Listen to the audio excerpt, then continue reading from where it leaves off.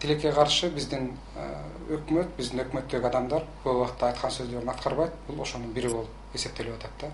Дагы бир экинчи жагы бар. Биздин маданиятыбыз, биздин салтыбыз, кыргыздын традициясы бар.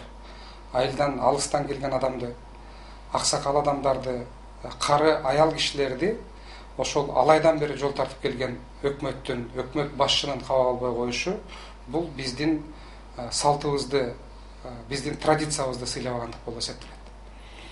Бирок жалпысынан дагы бир нерсени айтсак болот. Мен так билем, Отурбаев кабыл алган күндө деле бул маселени Отурбаев чече албайт. Анткени Отурбаев бүгүнкү күндө Атамбаевдин колундагы курчак премьер-министр.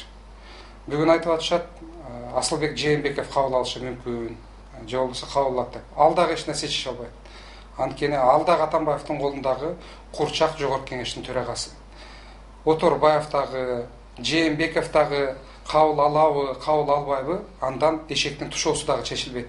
Анткени булар жанагы мен айткандай эле эч нерсени чече албаган, эптеп-септеп өздөрүнүн кызматын кармаш үчүн отурган адамдар болуп эсептелет.